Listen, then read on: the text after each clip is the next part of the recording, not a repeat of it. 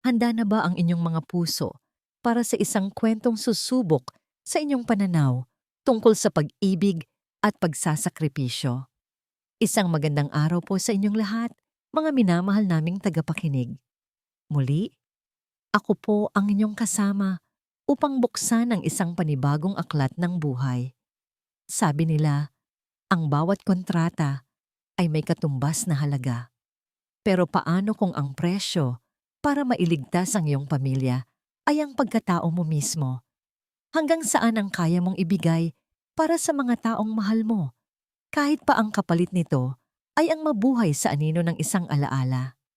Halina't pakinggan natin ang kwento ni Sinag sa Ang Asawa sa Kontrata. Nanginginig ang mga kamay ni Sinag habang hawak ang papel. Bawat salitang nakasulat sa itim na tinta ay tila mga langgam na gumagapang sa kanyang balat, nagbibigay ng kakaibang kilabot. Final Notice of Foreclosure, huling babala. Ang lupang minanapan ng kanyang mga magulang sa kanilang mga ninuno. Ang bawat piraso ng lupang diniligan ng kanilang pawis at pinagyaman ng kanilang mga pangarap ay malapit nang mawala sa kanila na parang bula. Naramdaman niya ang pag-init ng kanyang mga mata. Sa isip niya ay nakikita niya ang mukha ng kanyang tatay, ang mga guhit sa noo nito na lumalim dahil sa walang tigil na pagtatrabaho sa ilalim ng araw. Nakikita niya ang kanyang nanay na kahit may rayuma ay patuloy na nagtatanim ng gulay para lamang may maibenta sila sa palengke. Ang lupang iyon ang kanilang buhay. Ito ang kanilang dignidad. At ngayon, dahil sa sunod-sunod na kamalasan at pagkakasakit sa pamilya, isang pirasong papel na lamang ang magiging katapusan ng lahat. Napaupo siya sa isang upuang yantok sa kanilang balkonahe. Ang papel ay lukot na sa kanyang palad. Wala na. Wala na silang ibang paraan. Ang lahat ng kanilang inutangan ay naniningil na. Ang lahat ng kanilang pwedeng ibenta ay naibenta na. Wala nang natira, kundi ang kahihiyan at ang paparating na pagkawala. Sa gitna ng kanyang pagluluksa, tumunog ang kanyang lumang cellphone, isang hindi rehistradong numero. Sa una ay hindi niya ito pinansin, ngunit sa pangatlong pagtawag ay sinagot niya na rin. Hello? Sino to? Mahinang tanong niya. Sigong, Sinag Aguilar po ba ito? Tanong ng isang boses ng babae sa kabilang linya. Formal, malamig, may awtoridad. Opo, ako nga po. Ako si Purificacion Montenegro. Meron akong isang alok para sa'yo, Hija. Isang alok na siguradong makakatulong sa problema ng pamilya mo. Magkita tayo bukas, 10:00 ng umaga, sa The Grand Cafe ng Imperial Hotel. Hindi na hinintay ng babae ang kanyang sagot. Ang maririnig na lamang ay ang tunog ng pagbaba ng linya. Purificacion Montenegro. Pamilyar ang apelidong yon. Sila ang may-ari ng halos lahat ng malalaking negosyo sa probinsya. Ano ang kailangan ng isang tulad niya kay Sinag? Kinabukasan, kahit nag-aalinlangan, nagtungo si Sinag sa Imperial Hotel, suot ang kanyang pinakamatinong bestida at sapatos na medyo luma na. Pumasok siya sa The Grand Cafe. Ang lugar ay napakagara, napakatahimik, at ang lahat ng tao ay mukhang mayayaman. Pakiramdam niya ay isa siyang pipitsuging ibon na napadpad sa pugad ng mga agila.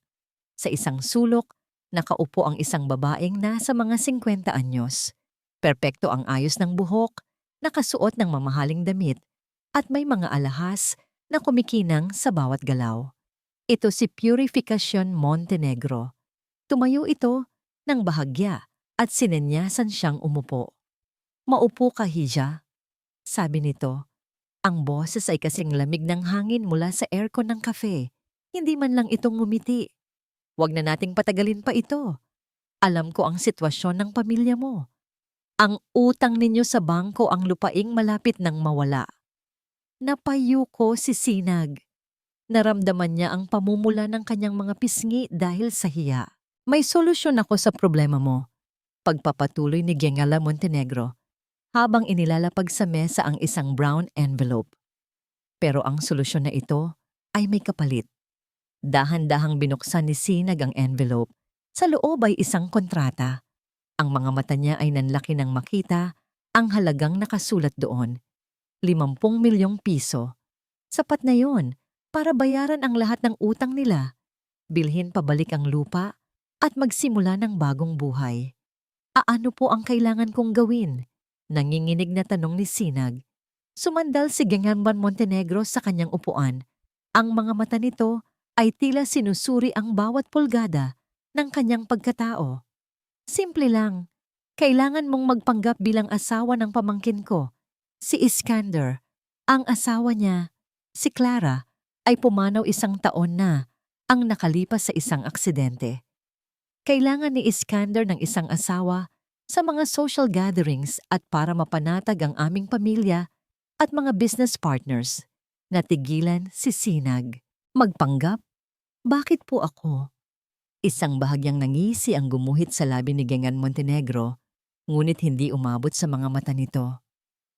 Dahil kamukhang kamukha mo si Clara, iyon lang ang kailangan mong malaman.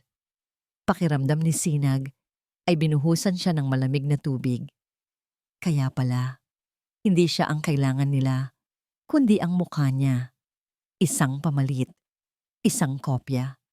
Ang kontrata ay para sa 2 taon, sabi ulit ng matandang babae na tila hindi alintana ang kanyang pagkabigla. Titira ka sa aming tahanan sa Villa Paraiso. Susundin mo ang lahat ng ipapagawa ko. Hindi ka pwedeng magreklamo. Hindi ka pwedeng umibig sa pamangkin ko. At higit sa lahat, kakalimutan mo kung sino si Sinag Aguilar. Mula sa sandaling pirmahan mo yan, ikaw na si Clara sa mata ng lahat. Parang gusto nang tumakbo ni Sinag palayo. Ang alok ay hindi makatao. Isa itong pagbebenta ng kanyang kaluluwa. Ngunit muling pumasok sa isip niya ang mukha ng kanyang mga magulang. Ang kanilang pagod. Ang kanilang mga luha. Ang 50 milyon. Nanginginig niyang kinuha ang ballpen na nasa ibabaw ng mesa. Bawat hibla ng kanyang katawan ay sumisigaw na huwag ituloy. Ngunit ang pangangailangan ng kanyang pamilya ay mas malakas.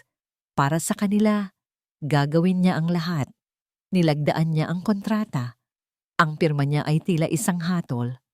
Magaling, sabi ni Gengan Montenegro. Kinuha ang kontrata at inilagay pabalik sa envelope. May isang sasakyan na maghihintay sa iyo sa labas. Ihatid mo ang tseke sa pamilya mo. Magpaalam ka na. Simula ngayon, ang buhay mo ay pag-aari na ng mga Montenegro. Gaya ng sinabi nito, may isang itim at makintab na kotse ang naghihintay sa labas. Inihatid siya nito pauwi. Sa biyahe, walang tigil ang pag-agos ng kanyang mga luha habang yakap ang tseke. Ito na ba ang tamang desisyon? Pagdating sa kanilang bahay, sinalubong siya ng nag-aalalang mga magulang. Ibinigay niya ang tseke. Ang pagtataka sa kanilang mga mukha ay napalitan ng hindi maipaliwanag na saya nang makita ang halaga. Nagsinungaling si Sinag. Sinabi niyang nanalo siya sa isang malaking kompetisyon sa Maynila. Ayaw niyang malaman nila ang katotohanan. Ang kanilang kaligayahan ay sapat ng kabayaran sa kanyang sakripisyo. Pagkatapos ng isang mahigpit at puno ng luhang pamamaalam, sumakay siyang muli sa kotse. Dinala siya nito sa isang lugar na hindi niya pa nararating. Dumaan sila sa isang malaking bakal na tarangkahan na may nakaukit na Villa Paraiso. Ang daan papasok ay napapalibutan ng mga malalagong hardin. At sa dulo niyon, nakatayo ang isang mansyon na tila palasyo. Pinagbuksan siya ng pinto ng driver. Nanginginig ang mga tuhod niya habang naglalakad papasok. Ang sahig ay gawa sa marmol na sobrang kintab na nasasalamin ng kanyang sarili.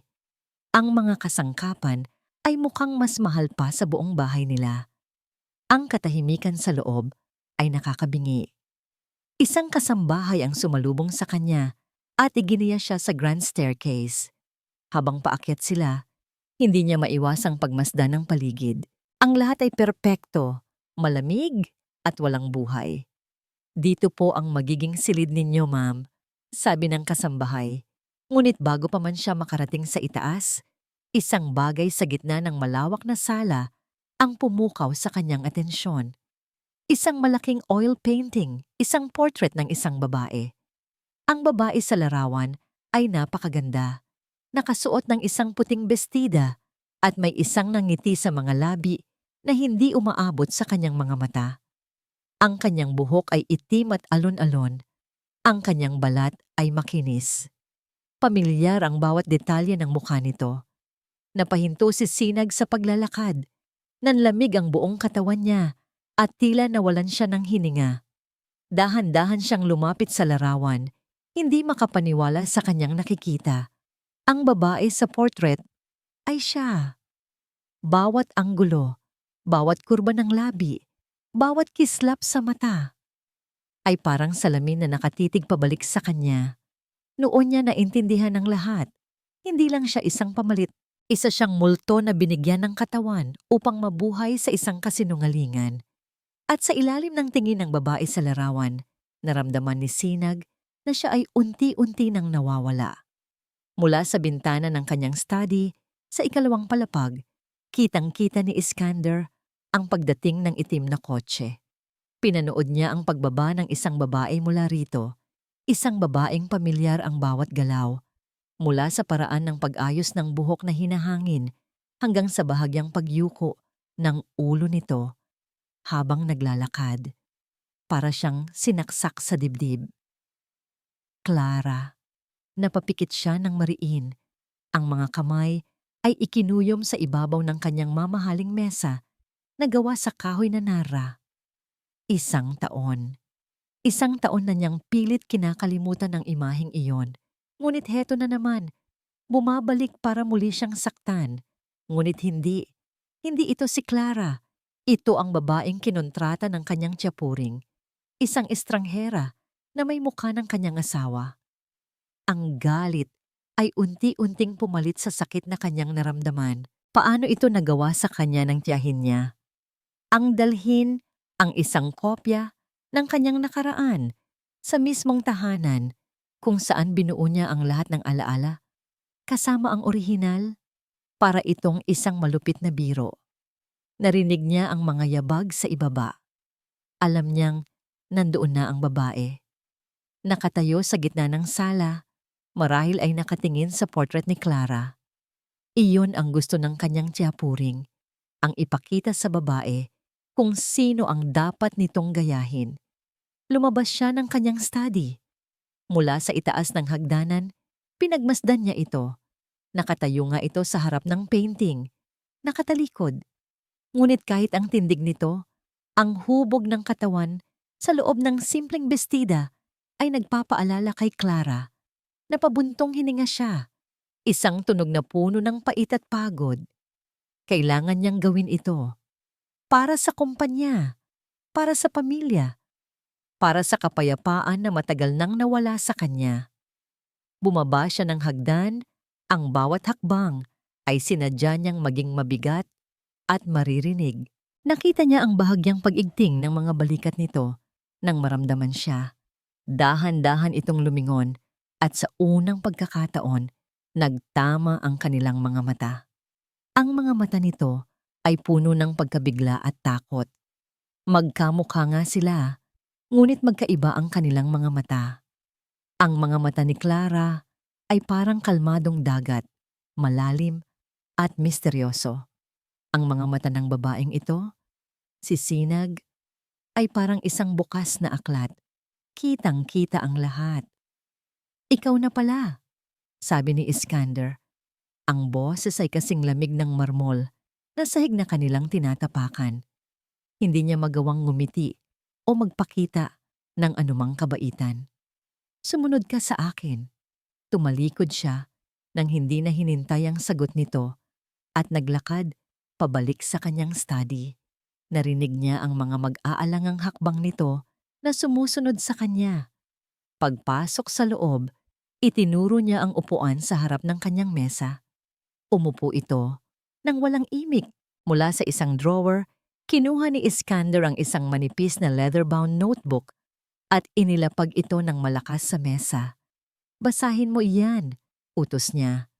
Nakasulat diyan ang lahat ng kailangan mong malaman tungkol kay Clara, ang paborito niyang pabango, ang mga librong binabasa niya, ang paraan ng pag-inom niya ng kape, ang mga taong malapit sa kanya. Lahat. Pag-aralan mo. Isaulo mo. Simula bukas, gusto kong makita si Clara sa bawat kilos mo, hindi ikaw. Nakita niya ang bahagyang panginginig ng mga labi nito, ngunit tumango lamang ito at kinuha ang notebook. May mga patakaran sa bahay na ito. Pagpapatuloy niya, habang nakatayo at nakapamulsa, tinitingnan ito mula sa itaas. Una, ang kwartong ito, ang study ko, ay bawal mong pasukin, malibang tawagin kita.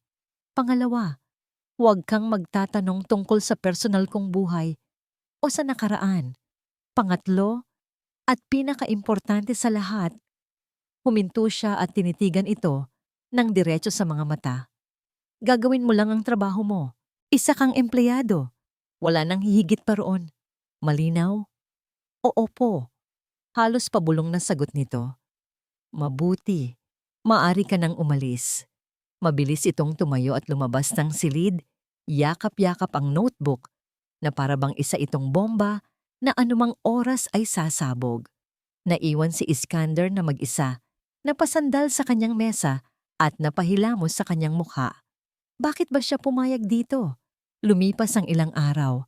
Halos hindi niya nakikita o nararamdaman ang presensya ni Sinag sa malaking bahay.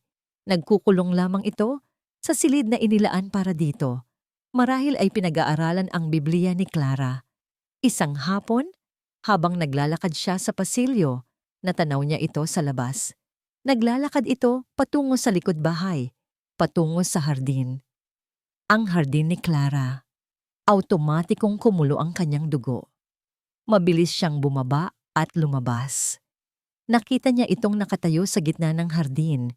Hinahaplos ang mga dahon ng paboritong rosas ni Clara, ang mga puting rosas na halos hindi na namumulaklak mula nang ito'y mawala. Anong ginagawa mo rito?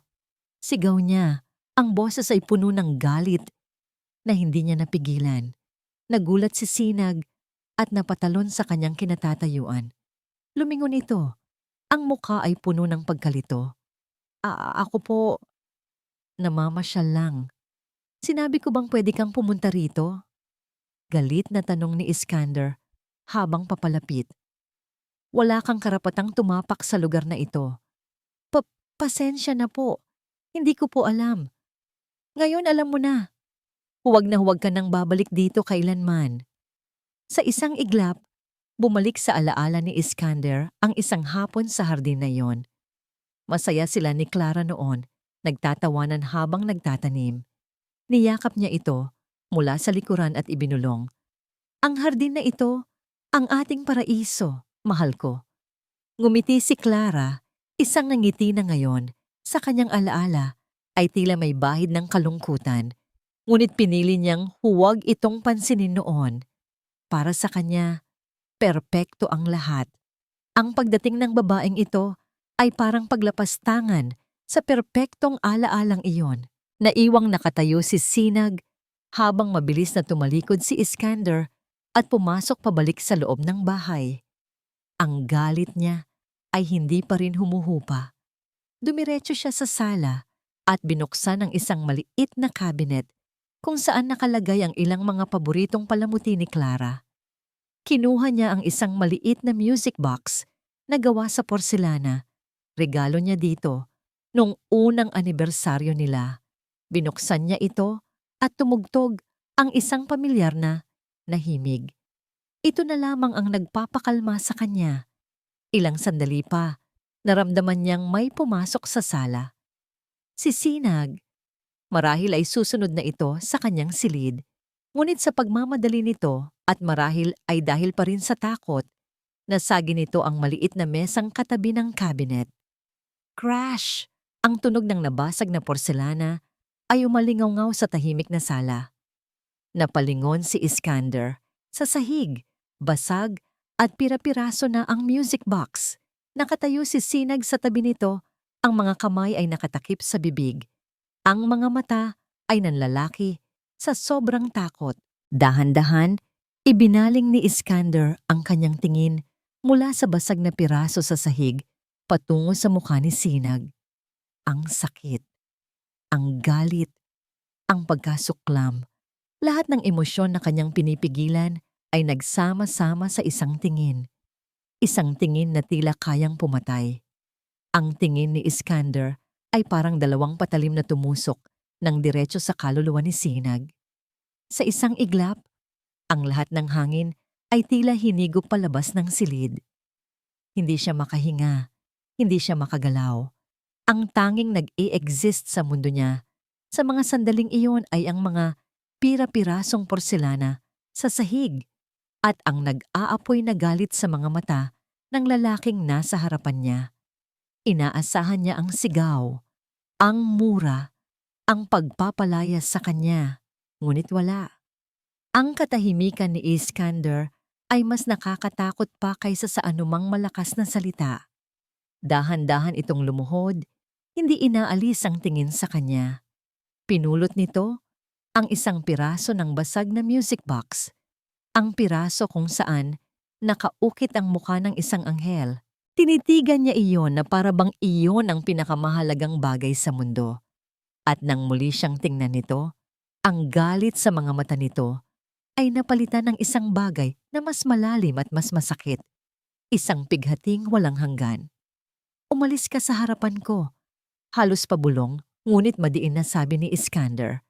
Bawat salita ay may bigat na parang bato. Parang isang manikang sinunod ni Sinag ang utos. Mabilis siyang tumalikod, hindi na naglakas loob na lumingon pa. Tumakbo siya paakyat ng hagdan, ang mga luha ay nagsisimula nang mamuo sa kanyang mga mata. Pumasok siya sa kanyang silid at isinara ang pinto. Sumandal dito habang habol ang hininga na para bang hinahabol siya ng isang halimaw. Tapos na. Ito na ang katapusan. Sa isang pagkakamali, sinira niya ang lahat. Paano na ang kanyang pamilya? Ang lupang inaasahan nila. Napaupo siya sa sahig, niyakap ang kanyang mga tuhod at doon umiyak ng walang tunog. Ang bawat patak ng luha ay puno ng pagsisisi, takot at kahihiyan. Hindi siya si Clara, isa lang siyang palpak na kapalit. Magdamag siyang hindi nakatulog. Ang imahe ng basag na music box at ang nasasaktang mga mata ni Iskander ay paulit. Ulit na naglalaro sa kanyang isipan. Ngunit sa pagitan ng mga alaalang iyon, isang bagong damdamin ang nagsimulang umusbong. Hindi ito takot, hindi ito pagsisisi, kundi determinasyon. Tumayo siya, hindi pwede. Hindi pwedeng ganito na lang matapos ang lahat. Hindi siya pwedeng maging isang duwag, natatanggap na lang ng kabiguan. Kung siya ang nakasira, siya rin ang dapat mag-ayos. Nang maramdaman niyang payapa na ang buong kabahayan at ang tanging maririnig na lamang ay ang tunog ng orasan sa dingding, dahan-dahan niyang binuksan ang kanyang pinto. Dahan-dahan siyang naglakad sa madilim na pasilyo, bumaba ng hagdan na parang isang magnanakaw sa sariling kulungan. Naroon pa rin ang mga basag na piraso sa sahig, tila iniwan doon bilang isang paalala ng kanyang kapalpakan. Maingat niyang pinulot ang bawat isa, kahit ang pinakamaliit na piraso, at inilagay sa kanyang palad. Pumasok siya sa kusina at naghahanap sa mga drawer. Sa wakas, sa isang utility cabinet, nakakita siya ng isang maliit na tubo ng Mighty Bond. Bumalik siya sa sala, umupo sa sahig, at sinimula ng isang halos imposibleng gawain. Sa ilalim ng sinag ng buwan na tumatagos mula sa malaking bintana, isa-isa niyang pinagdikit ang mga piraso. Ang kanyang mga daliri ay nanginginig sa simula, ngunit habang tumatagal ay nagiging mas kalmado at mas tiyak ang kanyang mga galaw. Hindi niya namalayan, mula sa dilim sa paanan ng hagdanan, may isang taong nakatayo. Si Iskander. Hindi rin siya makatulog dahil sa nangyari. Bumaba siya para sana itapon na ang mga basag na piraso at tapusin na ang sakit, ngunit natigilan siya sa kanyang nakita. Nakatago sa dilim, pinanood niya si Sinag. Pinanood niya ang walang katapusang pasensya nito habang maingat na binubuo muli ang bagay na sumisimbolo sa kanyang nakaraan. Inaasahan niyang magkukulong ito sa kwarto at iiyak, ngunit heto ito. Ginagawa ang isang bagay na kahit siya ay hindi magawang harapin. Sa bawat pirasong idinidikit nito, isang maliit na lamat ang nabubuo sa pader ng galit na itinayo niya sa paligid ng kanyang puso. Hindi niya maintindihan kung ano ang nararamdaman niya. Pagkainis? Pagkagulat? O isang bagay na malapit sa paghanga? Hindi siya nagsalita. Tahimik lang siyang bumalik sa kanyang silid. Nang halos mamuti na ang langit sa silangan, natapos sisinag. Ang music box ay buo na muli. Hindi na ito perpekto. May mga maliliit at halos hindi makitang mga guhit kung saan ito nabasag. May mga peklat na ito ngayon, ngunit buo ito. Maingat niya itong inilapag pabalik sa mesita, sa eksaktong pwesto nito kanina. Pagod na pagod, tahimik siyang bumalik sa kanyang silid. Kinaumagahan, maagang bumaba si Iskander. Ang una niyang tiningnan ay ang mesita. Naroon nga ang music box, nakatayo na muli. Kinuha niya ito. Hinaplos ang mga guhit ng pinagdugtungan. Sinubukan niyang pihitin ang susi sa ilalim. Wala nang tumunog na musika. Sira na ang mekanismo sa loob. Ngunit sa halip na itapon ito, dinala niya ito papasok sa kanyang study at maingat na inilagay sa loob ng isang glass case sa kanyang estante. Wala siyang sinabi kahit kanino. Kinahapunan, ipinatawag si Sinag ni Purificacion Montenegro sa beranda. Nakarating sa akin ang nangyari kagabi, simula ng matandang babae habang humihigop ng tsaa. Ang boses nito ay kalmado, ngunit may pahiwatig ng panganib. Ano sa tingin mo ang ginagawa mo, Sinag? Papasensya na po, Ginang. Aksidente po ang nangyari. Hindi ang pagkasira ang tinutukoy ko, kundi ang pag-aayos mo. Pagtatama nito, ang trabaho mo rito ay ang maging si Clara. Si Clara ay hindi marunong mag-ayos ng mga sirang gamit. Siya ay magagalit, iiyak, at magpapabili ng bago. Ang ginawa mo ay ginawa ni Sinag Aguilar at hindi iyon ang binabayaran namin. Napayo ko si Sinag. Nais ko lang pong itama ang pagkakamali ko. Ang tanging paraan para maitama mo ang mga bagay-bagay ay ang sundin ang kontrata, mariing sabi ni Purificacion. Gayahin mo si Clara sa lahat ng bagay. Huwag mong hahayaang lumabas ang tunay mong pagkatao. Tandaan mo, isang tawag ko lang, ang lahat ng tinatamasa ng pamilya mo ngayon ay pwedeng mawala na parang bula. Ang banta ay malinaw. Tumango na lamang si Sinag. Ang puso ay puno ng bigat. Gabi na. Naghahanda na si Sinag na magkulong muli sa kanyang silid nang biglang bumukas ang pinto ng study ni Iskander. Lumabas ito, bihis na bihis sa isang mamahaling suit. Ang mukha nito ay seryoso at hindi mabasa. Nagulat si Sinag nang huminto ito sa kanyang harapan. Inaasahan niya ang sermon, inaasahan niya ang panunumbat. Ngunit ang sinabi nito ay mas lalong ikinagulat niya. Magbihis ka! Malamig na utos ni Iskander, hindi man lang siya tinitingnan sa mata. Sasama ka sa akin sa isang party ng kumpanya. Natulala si Sinag. Po? Ngayonin na po. Sa wakas ay tumingin ito sa kanya. Ang mga mata ay matalim pa rin. May problema ba? Hindi ba't ito ang trabaho mo? Maging asawa ko? Mayroon kang 1 oras. At tulad ng dati, tinalikuran na siya nito at naglakad papunta sa pinto. Naiwan si Sinag na nakatayo. Ang puso ay malakas na kumakabog dahil sa pinaghalong takot at pagkalito. Matapos ang 1 araw ng tensyon, ngayon naman ay ihaharap siya nito sa mundo. Hindi niya alam kung ito ba ay isang parusa o isang pagsubok. Ngunit isa lang ang sigurado siya. Ang gabing ito ay magiging isa na namang pagsubok sa kanyang katatagan. 1 oras. Iyon ang ibinigay ni Iskander kay Sinag para mag-ayos. At sa loob ng 1 oras na yon, nanatili siyang nakatayo sa paanan ng hagdan. Ang pasensya ay unti-unting nauubos Habang hinihintay ang pagbaba nito, ito ay isang pagsubok. Isang pagsubok para makita kung natutunan na ba nito ang kanyang leksyon. Ang sumunod, inaasahan niyang makikita itong bababa na suot ang isa sa mga damit ni Clara o kahit isang damit na may kaparehong estilo. Isang bagay na elegante, simple at hindi kumukuha ng masyadong atensyon.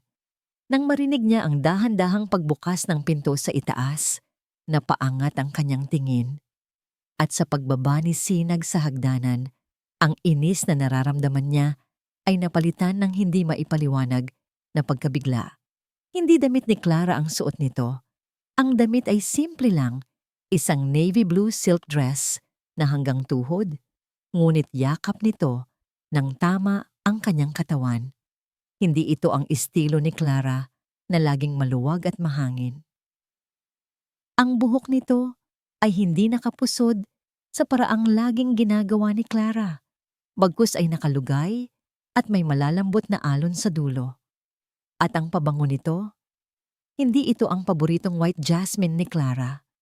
Iba ito, mas magaan, mas matamis. Handa na po ako, sabi nito nang makarating sa harapan niya. Ang boses ay bahagyang nanginginig. Hindi siya sumagot. Tiningnan niya ito mula ulo hanggang paa. Mali. Lahat ay mali. Ito ay isang pagsuway sa lahat ng nakasulat sa notebook. Ngunit may isang bahagi sa kanya, isang maliit at nakakainis na bahagi, na umaming bumagay ito sa kanya.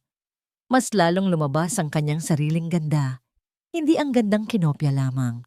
Ikinuyom niya ang kanyang panga. Hindi ito dapat mangyari. Let's go, sabi na lamang niya. Ang boses ay mas malamig pa kaysa kanina. Tumalikod siya at naunang maglakad palabas. Hindi man lang ito hinintay. Ang biyahe papunta sa hotel ay binalot ng katahimikan. Ngunit hindi ito isang payapang katahimikan. Puno ito ng tensyon. Ramdam ni Iskander ang bawat paghinga ni Sinag sa tabi niya. Ramdam niya ang kaba nito. At sa halip na makaramdam ng awa, mas lalo lamang siyang nainis. Bakit kailangan niyang maramdaman ang lahat ng ito para sa isang estranghera? Pagdating nila sa grand ballroom ng hotel, lahat ng mata ay napunta sa kanila. Ang mga bulungan ay parang mga bubuyog na umuugong sa paligid.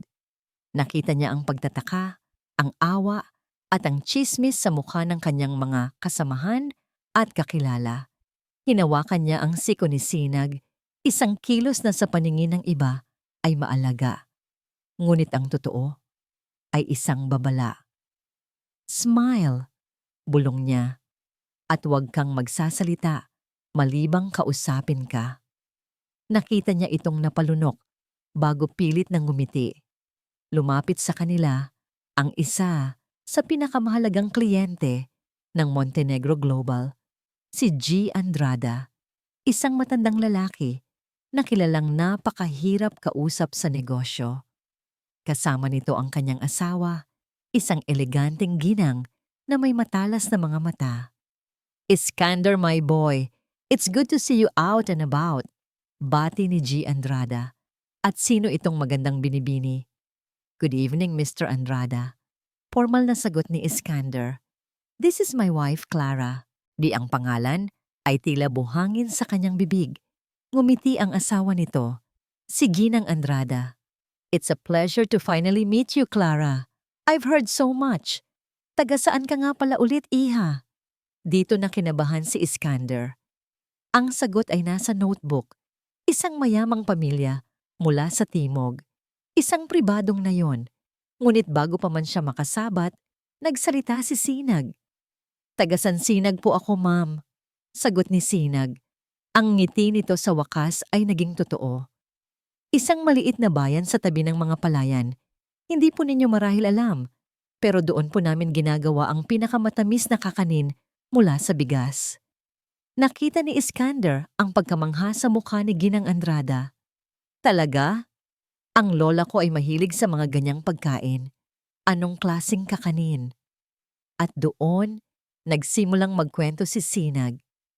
Hindi tungkol sa sining o sa mga mamahaling libro na gusto ni Clara, kundi tungkol sa simpleng buhay sa probinsya, tungkol sa pista ng ani, tungkol sa pagtutulungan ng mga tao. Ang kwento niya ay simple, ngunit puno ng init at katotohanan. Nakita ni Iskander na kahit ang seryosong si G. Andrada ay napapangiti habang nakikinig. "You have a lovely wife, Iskander," sabi ni Ginang Andrada, ang mga mata ay puno ng sinseridad. "She has a beautiful soul." Natigilan si Iskander. Sa isang iglap, hindi niya nakita ang isang impostor. Nakita niya ang isang babaeng kayang paamuhin ang isang leon gamit lamang ang kanyang mga simpleng salita. At sa unang pagkakataon, hindi inis ang naramdaman niya, kundi paghanga. Nagpaalam siya sandali upang kausapin ang ibang mga bisita. Habang nakikipag-usap sa isang board member, narinig niya ang pinag-uusapan ng dalawang negosyante sa kanyang likuran. "Hindi ba't yun ang asawa ni Montenegro? Kamukha nga ni Clara, pero parang iba." "Oo nga, mas palangiti, mas madaling lapitan. Para siyang mas masaya, nakakatuwa." Mukhang naka-move on na si Iskander. Ang mga salitang iyon ay tumama sa kanya. Naka-move on? Hindi. Pero ang babaeng yun, si Sinag, ay nagbibigay ng impresyon na posible iyon. Bumalik siya sa pwesto ni Sinag. Nakita niya itong nakatayo mag-isa, medyo nahihiya, habang hawak ang isang baso ng tubig. May kung anong kumirot sa kanyang dibdib. Lumapit siya. "You did well," mahinang sabi niya. Nagulat si Sinag sa papuri. "Salamat po." Noon niya napansin na ang kwintas na suot nito, isang simpleng silver na kwintas na kasama sa kontrata, ay medyo tumabingi. Itinaas niya ang kanyang kamay, isang kilos na hindi niya pinag-isipan. "Your necklace," sabi niya. Hinawakan niya ang maliit na lock sa likod upang ayusin ito. Sa pagdampi ng kanyang mga daliri sa mainit na balat, sa batok nito, pareho silang natigilan. Isang kuryente ang tila gumapang mula sa kanyang kamay, pataas sa kanyang braso. Naramdaman niya ang bahagyang panginginig nito. Amoy na amoy niya ang matamis nitong pabango. Ang mundo sa paligid nila ay tila nawala sa loob ng 3 segundo. Mabilis niyang binawi ang kanyang kamay na para siyang napaso. "There," sabi niya. Pilit na pinapakalma ang sariling boses. Nang magtama muli ang kanilang mga mata, may ibang kislap na siyang nakita. Hindi na ito takot. Isang bagay na mas malalim. "Iskander?" Isang pamilyar na boses ang bumasag sa kanilang sandali. Isang babae ang lumapit, matangkad, maganda, at nakasuot ng itim na damit. Si Marisa. Ang matalik na kaibigan ni Clara. Ngumiti si Marisa, ngunit ang nangiti ay hindi umabot sa kanyang mga matang mapanuri. Tiningnan nito si Sinag mula ulo hanggang paa. Ang tingin ay puno ng pagdududa. "Marisa," bati ni Iskander. "So ito na pala ang bago mo," sabi ni Marisa. Ang bawat salita ay may pait. Pagkatapos ay bumaling ito kay Sinag. "Kamukha mo siya, oo." Huminto ito sandali. Hinayaang mabitin sa hangin ang kanyang mga salita. Pero hinding-hindi mo makukuha ang puso niya. Ang mga salita ay parang isang malaking bato na ibinagsak sa pagitan nila ni Sinag. Ang kaunting init na nagsimulang mamuo ay biglang naglaho, napalitan ng nagyayelong katotohanan ng kanilang sitwasyon. Nakita ni Iskander ang pagkawala ng kislap sa mga mata ni Sinag, at ang pader na sandali niyang ibinaba ay muli niyang itinaas, mas mataas at mas matibay kaysa dati. Ang biyahe pauwi mula sa party ay mas tahimik pa kaysa sa biyahe papunta. Kung kanina ay tensyon lamang ang namamagitan sa kanila, ngayon ay may isang pader na yelo na itinayo, at ang mga salita ni Marisa ang nagsilbing pundasyon nito. Hinding-hindi mo makukuha ang puso niya. Ang mga salitang yon ay umuulit-ulit sa isipan ni Sinag na parang sirang plaka. Bawat ulit ay may kasamang kirot. Hindi dahil sa gusto niyang makuha ang puso ni Iskander, kundi dahil sa kalupitan ng paalala na kahit anong gawin niya, Kahit gaano pa siya magpanggap, mananatili siyang isang anino lamang, isang huwad. Napansin niya ang pag-igting ng mga kamay ni Iskander sa manibela. Ang init na sandaling namuo sa pagitan nila kanina, noong inayos nito ang kanyang kwintas, ay naglaho na parang bula. Muli, siya na ulit ang malamig at malayong CEO, at si Sinag naman ay ang empleyadong nagkamali. Pagdating sa Villa Paraiso, walang imikan silang bumaba ng kotse. Nauna itong maglakad papasok, dumiretso sa study nito at isinara ang pinto nang walang paalam. Isang malinaw na mensahe, tapos na ang palabas. Balik na sa dati. Naiwan si Sinag na nakatayo sa gitna ng malawak at tahimik na sala. Tumingala siya sa portrait ni Clara. Ang babae sa larawan ay tila nakangiti sa kanya. Isang ngiting mapang-asar. Sino ka ba talaga? Sino ka ba talaga? Clara Montenegro, na kahit sa iyong pagkawala, ay hawak mo pa rin ang lahat sa palad mo? Ang sakit na dulot ng mga salita ni Marisa ay unti-unting naging isang matinding kuryosidad. Kailangan niyang malaman. Kailangan niyang maintindihan ang babaeng ginagaya niya. Hindi mula sa isang notebook na puno ng mga utos, kundi mula sa isang bagay na totoo. Sa mga sumunod na araw, naging mas mapagmasid si Sinag. Pinag-aralan niya ang bawat sulok ng mansyon. Lahat ng silid ay bukas, malinis, at naaayos araw-araw, maliban sa isa. Isang pinto sa dulo ng pasilyo sa ikalawang palapag, katapat lamang ng silid ni Iskander. Palagi itong nakasara, nakakandado. Walang sino mang pumapasok o lumalabas dito. Isang hapon, habang nagbabasa sa library, narinig niyang nagmamadaling umalis si Ginang Purifikasyon para sa isang biglaang pulong. Sumilip siya mula sa bintana at nakita rin niyang umalis ang kotse ni Iskander. Mag-isa siya sa malaking bahay, maliban sa mga kasambahay na abala sa ibaba. Ito na ang pagkakataon niya. May kung anong lakas ang nagtulak sa kanya na magtungo sa maliit na opisina ni Ginang Purifikasyon sa unang palapag. Bahagyang nakaawang ang pinto nito. Pumasok siya, ang puso ay kumakabog ng malakas. Sa ibabaw ng mesa nito, sa tabi ng mga papeles, ay isang maliit na silver tray kung saan nakalagay ang isang kumpol ng mga susi. Karamihan ay mukhang moderno, para sa mga pinto at cabinet. Ngunit may isang susi na naiiba. Luma ito, gawa sa tanso, at may eleganteng disenyo. Nanginginig ang kamay na kinuha niya ito. Walang nakakita.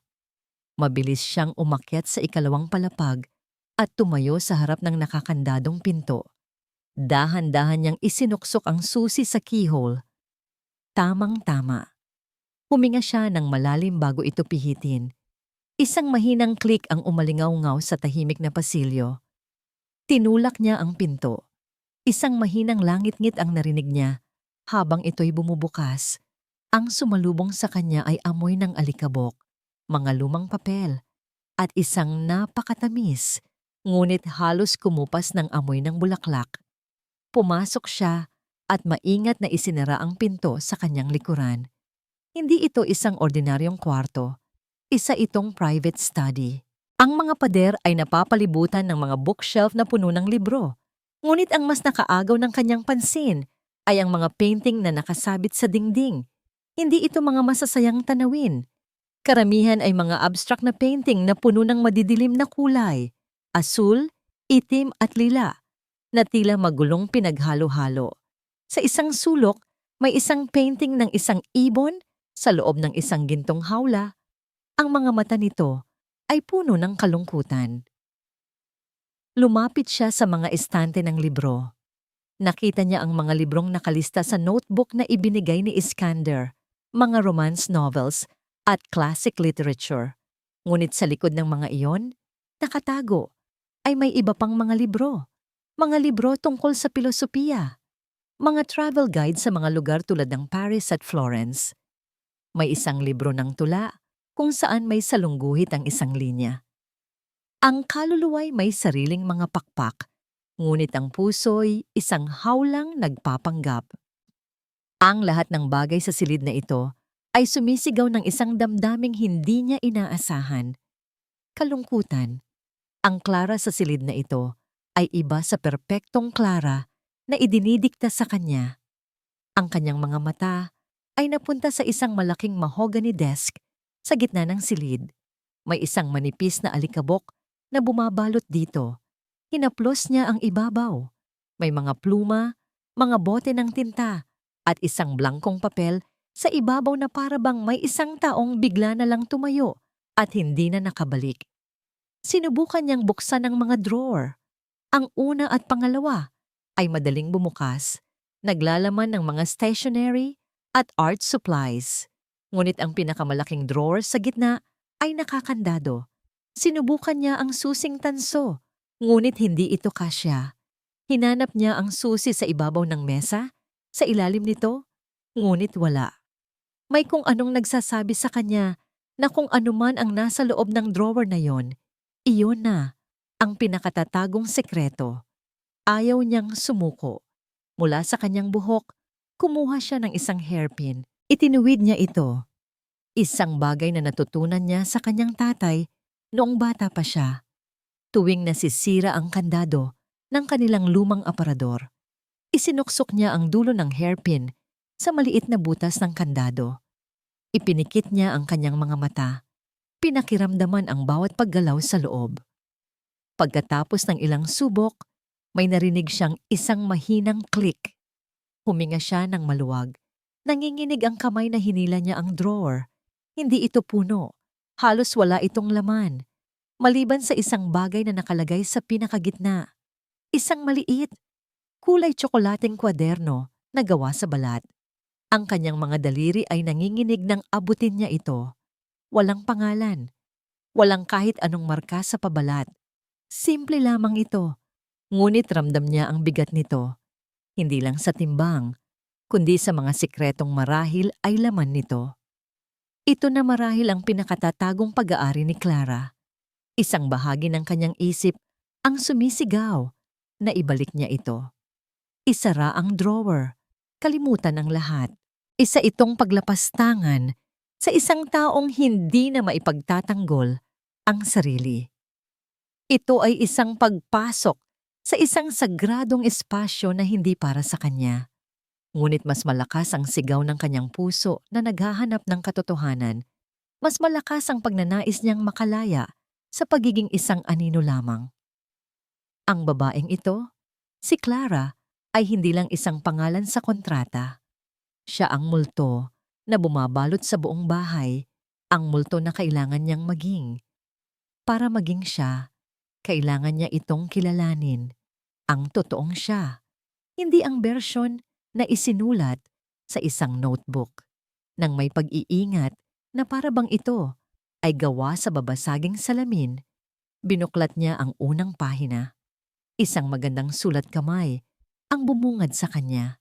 Isang salita lamang ang nakasulat sa gitna ng pahina. Clara. Kinilabutan siya. Ito na nga. Ito ang talaarawan ni Clara Montenegro. Habang dahan-dahan niyang ibinubuklat ang susunod na pahina, handa nang basahin ang unang mga salita. Isang pamilyar na tunog mula sa labas ang bumasag sa katahimikan. Ang tunog ng mga gulong ng kotse na lumalagutok sa graba ng driveway. Nanlaki ang kanyang mga mata sa takot. May dumating. Maaaring si Ginang Purifikasyon o mas malala pa, maaaring si Iskander. Mabilis siyang napatalon. Nasaan ang susi? Sa ibabaw ng mesa. Kinuha niya ito. Ang diary. Anong gagawin niya sa diary? Sa isang iglap ng pagpapasya, sa halip na ibalik, isiniksik niya ito sa ilalim ng kanyang bestida, itinago sa baywang. Isinara niya ang drawer, ngunit hindi na niya ito nilock. Mabilis niyang ibinalik ang susi sa keyhole ng pinto. Narinig niya ang pagbukas ng malaking pinto sa ibaba. Kailangan na niyang makaalis dito. Dahan-dahan at may pag-iingat na huwag lumikha ng kahit anunting tunog. Piniihit niya ang doorknob. Sumilip siya sa pasilyo. Walang tao. Mabilis ngunit walang ingay siyang lumabas. Isinara ang pinto at nilock itong muli. Patakbo ngunit nakatingkayad siyang bumalik sa kanyang silid. Ang puso niya ay tila gustong kumawala sa kanyang dibdib. Pagkapasok sa kanyang kwarto, isinara niya ang pinto at sumandal dito. Doon lamang siya nakahinga ng maluwag. Inilabas niya ang diary mula sa kanyang pinagtataguan. Hawak niya ngayon sa kanyang mga kamay ang isang bagay na mas mapanganib pa kaysa sa apoy, ang katotohanan. Nang masiguro niyang ligtas na siya sa loob ng kanyang silid, isinandal ni Sinag ang kanyang likod sa malamig na kahoy ng pinto. Ang dibdib ay pumipintig pa rin sa bilis ng tibok. Ang diary ay tila isang mainit na uling sa kanyang mga kamay. Bawal ito. Maling-mali ito. Ngunit hindi na niya kayang pigilan ang sarili. Umupo siya sa gilid ng kama kung saan tumatama ang sinag ng papalubog na araw. Ang kanyang mga daliri ay nanginginig habang muli niyang binubuklat ang kwaderno. Ang mga unang pahina ay eksakto sa inaasahan niya. Ito ang kwentong ibinenta sa buong mundo. Puno ito ng pagmamahal at kilig. June 12. Ang unang anibersaryo namin ni Iskander. Gabi-gabi, hindi pa rin ako makapaniwala na ang lalaking pinapangarap ng lahat ay sa akin. Bawat tingin niya, bawat haplos, ay nagpapatunay kung gaano niya ako kamahal. Ibinigay niya sa akin ang isang music box na may anghel. Sabi niya, iyon daw ako sa buhay niya. Napahinto si Sinag. Ang music box, ang sirang music box. Naramdaman niya ang pamilyar na kirot ng pagiging pangalawa. Kahit sa alaala, isa lamang siyang anino. Nagpatuloy siya sa pagbabasa. Ang mga sumunod na entry ay puno ng mga detalye ng kanilang mga biyahe, mga mamahaling regalo, at mga party na kanilang dinaluhan. Ang lahat ay perpekto. Masyadong perpekto. Ngunit habang lumilipas ang mga buwan sa tala-arawan, unti-unting nagbabago ang tono ng pagsusulat ni Clara. Ang mga masasayang salita ay napalitan ng mga obserbasyon. December 25, Pasko. Punong-puno ang Villa Paraiso ng mga bisita. Sinabi ng lahat kung gaano ako kaganda sa suot kong damit, kung gaano ako kabagay na maging isang Montenegro. Ngumiti lang ako. Buong gabi, pakiramdam ko ay isa lang akong mamahaling palamuti na isinabit sa braso ni Iskander. Maganda. Tahimik. Walang sariling buhay. Ang mga salitang iyon ay tumagos sa puso ni Sinag. Nagsimula siyang makakita ng mga lamat sa perpektong imahe. Ang mga sumunod na pahina ay naglalaman ng mas maraming pait. March 8. Nag-away na naman kami. Gusto ko sanang magtayo ng isang maliit na art workshop para sa mga bata sa bayan. Ngunit ayaw ni Iskander. Hindi daw yun nababagay sa isang ginang Montenegro. Ang sabi ni Tia Puring, ang tungkulin ko lang daw ay pasayahin ang kanyang pamangkin at maging magandang ehemplo sa lipunan. Wala ba akong karapatang mangarap para sa sarili ko? July 16. Nasasakal na ako. Ang pagmamahal ni Iskander ay naging isang hawla. Isang magandang hawla, oo. Ngunit hawla pa rin.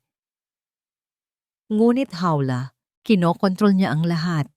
Ang mga kinakausap ko, ang mga lugar na pinupuntahan ko, sabi niya, proteksyon daw ito. Pero para sa akin, isa itong pagkakakulong. Kapag sinubukan kong magpaliwanag, nagagalit siya. Hindi niya maintindihan. Ang bawat salita ay isang dagok kay Sinag. Ang lalaking unti-unti niyang nakikitaan ng kabutihan sa likod ng pader nito ay isa palang berdugo sa buhay ng asawa niya. At si Ginang Purifikasyon, hindi lang pala ito isang mapagkontrol na tiyahin. Isa siyang bantay ng kulungan. Nanginginig na binuklat ni Sinag ang mga huuling pahina. Ang sulat ni Clara ay naging magulo. Tila isinulat sa pagmamadali. Ang mga tinta ay may mga bahid ng luha hanggang sa umabot siya sa pinakahuling entry. Ang petsa, isang araw bago ang aksidente. October 21. Hindi ko na kaya. Tapos na ako. Nakahanda na ang lahat. Kinausap ko na ang kaibigan ko sa Maynila. Bukas ng umaga, habang nasa opisina si Iskander, aalis na ako. Iiwanan ko na ang lahat. Ang pangalan, ang yaman, ang sakit. Hindi ito pagsuko. Ito ay pagpapalaya sa aking sarili. Sa ibaba ng pahinang yon, may isa pang talata na isinulat ng mas mariin. Mamayang gabi, sasabihin ko sa kanya. Sa huling pagkakataon, susubukan kong ipaintindi sa kanya. Ngunit alam kong wala na ring mangyayari. Paalam, Iskander. Sana balang araw, matutunan mong magmahal ng isang tao, hindi ng isang ideya. Mas gugustuhin ko pang walang-wala kaysa mabuhay sa loob ng isang gintong hawla. Nabitawan ni Sinag ang diary. Napatakip siya sa kanyang bibig. Ang mga luha ay malayang dumadaloy sa kanyang mga pisngi. Hindi ito inggit, hindi galit, kundi awa. Isang napakalalim na awa para kay Clara. Hindi pala ito kontrabida sa kwento niya. Isa rin pala itong biktima. At si Iskander, hindi pala siya nagluluksa sa pagkawala ng asawa niya. Nagluluksa siya sa pagkawala ng isang perpektong kasinungalingan na siya mismo ang lumikha. Ang lahat ay kasinungalingan. Ang kontrata, ang pagpapanggap, ang pagmamahal na pinipilit nilang ipakita sa mundo. Habang yakap-yakap niya ang diary at umiiyak para sa babaeng hindi niya nakilala, ngunit ngayon ay lubos niyang naiintindihan. Isang tunog mula sa labas ang nagpatigil sa kanyang paghinga. Mga yabag, mabibigat na yabag, papalapit sa pasilyo. Kilala niya ang mga yabag na yon. Ang mga yabag na yon ay huminto. Eksakto sa tapat ng nakakandadong silid ni Clara. Ang silid kung saan siya nanggaling kanina. Nanlaki ang mga mata ni Sinag sa takot. Narinig niya ang tunog ng pagsubok na pihitin ang doorknob. At pagkatapos, ang boses ni Iskander, puno ng pagkalito at unti-unting lumalaking hinala. Bakit hindi nakalak ito? Ang tanong ni Iskander mula sa labas ay parang isang sentensya ng kamatayan. Bakit? Bakit hindi nakalak ito? Napatigil sa paghinga si Sinag. Ang diary ay tila isang blok ng yelo sa kanyang mga kamay. Bawat segundo ng katahimikan ay parang isang walang hanggang paghihintay sa pagkatok sa kanyang pinto, sa pagtuklas ng kanyang krimen. Inihanda niya ang kanyang sarili sa sigaw, sa galit, sa pagtatapos ng lahat. Ngunit walang pinto na bumukas. Sa halip, narinig niya ang isang malalim na buntong hininga mula sa labas, puno ng pagod at pait. Bago marinig muli ang mabibigat na yabag ni Iskander, papalayo. Dumiretso ito sa sarili nitong study. Nakahinga lamang siya nang maluwag nang marinig ang pagsara ng pinto nito. Ligtas siya sa ngayon. Ngunit ang panganib ay mas naging totoo. Mabilis siyang kumilos. Kailangan niyang itago ang diary. Hindi sa ilalim ng kutsyon o sa loob ng aparador. Masyadong halata ang mga iyon. Ang mga mata niya ay napadpad sa kanyang luma at medyo gasgas ng maleta na nakatago sa isang sulok ng walk-in closet. Ito ang nag-iisang bagay sa silid na tunay na sa kanya. Kumuha siya ng isang maliit na nail file mula sa kanyang purse at maingat na ginupit ang tahi sa panloob na sapin ng maleta. Sapat lamang para magkasya ang kwaderno. Maingat niyang isinilid doon ang diary at isinara ang maliit na butas.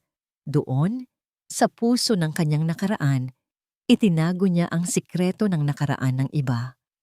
Nang gabing iyon, sa hapagkainan, ang katahimikan ay halos pwedeng hiwain ng kutsilyo. Siginang purifikasyon ay naroon. Ang mga mata ay matalas na nagmamasid sa bawat kilos nila. Si Iskander naman ay mas tahimik pa kaysa dati. Habang kumakain, biglang nagsalita si Iskander. Marahil ay upang basagin ang katahimikan. Naalala ko noong nagpunta kami ni Clara sa Amanpulo. Sabi niya, ang tingin ay nasa malayo. Gustong-gusto niya ang paglubog ng araw doon. Sabi niya, iyon daw ang pinakamagandang tanawin na nakita niya sa buong buhay niya. Kaya naming umupo doon ng maraming oras, hindi nagsasalita. Pinapanood lang ang araw na magtago sa dagat. Ngumiti, sige ng purifikasyon.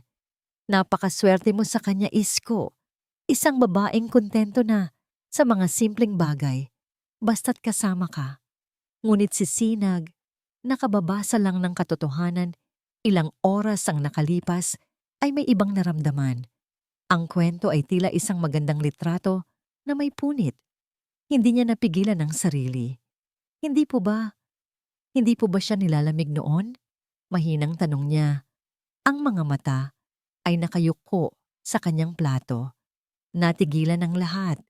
Tumingin sa kanya si Iskander. Ang noo ay nakakunot. Anong sabi mo? Ang ibig ko po sabihin, pagpapatuloy ni Sinag, pinipilit na maging kalmado ang boses. Ang hangin po sa tabing dagat, kapag palubog na ang araw, di ba't napakalamig?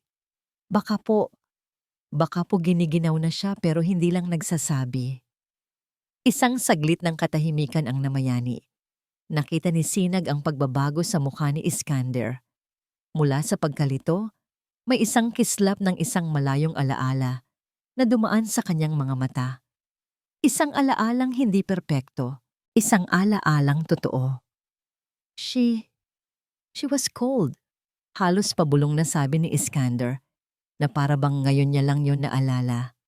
Inaalok ko siya ng jacket pero ayaw niya. Gusto na pala niyang umuwi. Biglang umubo si Ginang purifikasyon, isang ingay na pumutol sa sandali. Huwag mo nang isipin ang mga maliliit na detalye, Isko. Ang mahalaga ay ang saya ng alaala. Pagkatapos ay ibinaling nito ang matalim na tingin kay Sinag. Isang tingin na nagsasabing, sumusobra ka na. Hindi na muling nagsalita si Sinag sa buong hapunan. Ngunit sa loob niya, may nagbago. Hindi na ito takot, kundi isang misyon. Ang gawain niya ay hindi na ang maging si Clara, kundi ang tulungan si Iskander na makita ang totoong Clara. Kinabukasan, isang bagong Sinag ang gumising. Pumasok siya sa kusina habang naghahanda ng almusal ang chef ng pamilya. Ako na po ang magluluto ng tanghalian, sabi niya sa nagulat na chef. Gusto ko po sanang magluto ng sinigang na baboy. Pero ma'am, hindi po kumakain yan si Sir Iskander. Masyado daw pong maasim para sa kanya. Ang gusto po niya ay ang paborito ni Ma'am Clara, ang adobong puti. Ngumiti si Sinag. Pakisabi na lang po, ito ang gusto kong kainin ngayon. Ang amoy ng kumukulong sampalok at luya ay napakabango. Isang amoy na nagpapaalala sa kanya ng kanilang simpleng kusina sa probinsya. Ito ang kanyang paboritong pagkain. Ito ang kanyang pagkatao sa loob ng isang mangkok.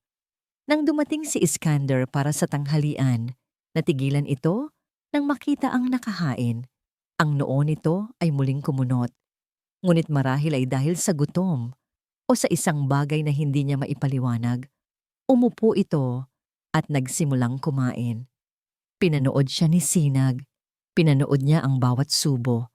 Nakita niya ang bahagyang pagtaas ng kilay nito sa unang paghigop sa maasim na sabaw.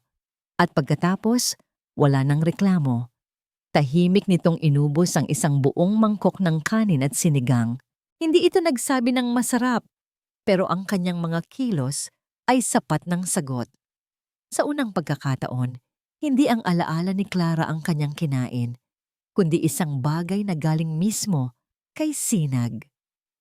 Ngunit ang maliit na tagumpay na yon ay may kapalit. Kinahapunan, habang nagdidilig siya ng halaman sa beranda, lumapit si Ginang purifikasyon. Mukhang nagiging kampante ka na masyado sa bahay na ito. Simula ng matanda, ang boses ay parang yelo. Ginang? Ang sinigang, ang mga tanong mo kagabi. Sabi nito, lumalapit sa kanya. Ano ang binabalak mo, Sinag? Akala mo ba, dahil kamukha mo si Clara, ay maaari mo nang palitan ang lahat. Let me remind you of your place. You are a substitute, a paid actress, nothing more. Wala po akong masamang intensyon. Huwag mo akong subukan.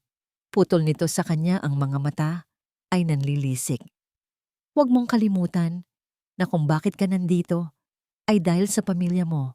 Isang tawag ko lang sa bangko, isang utos ko lang sa mga abogado ko, at ang lupang ipinagmamalaki ninyo ay magiging isang subdivision sa isang iglap. Naiintindihan mo ba ako? Bawat salita ay isang dagok. Naramdaman ni Sinag ang panlalamig ng kanyang buong katawan. Ang tapang na kanyang naramdaman ay biglang naglaho, napalitan ng pamilyar na takot. Oo po, ginang. Nanginginig niyang sagot. Mabuti. Tumalikod na ito at pumasok sa loob. Naiwan si Sinag na tulala. Ang pandilig ay nabitawan mula sa kanyang kamay. Ang banta ay hindi isang biro.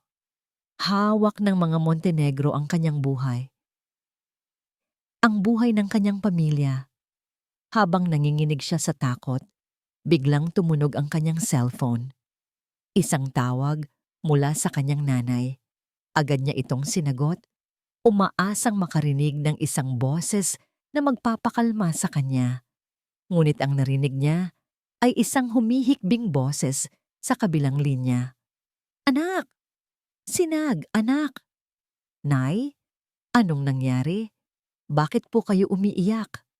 Ang tatay mo, anak! May mga lalaking armado ang pumunta dito sa bukid. Naghahanap sila sa tatay mo.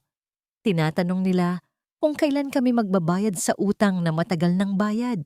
Sinag, natatakot ako. Ang mundo ni Sinag ay gumuho. Ang banta ni Purifikasyon, ang tawag ng kanyang ina. Hindi ito maaaring maging isang pagkakataon lamang. Ito na yon, ang ganti. At ang kanyang pamilya ang naiipit sa gitna.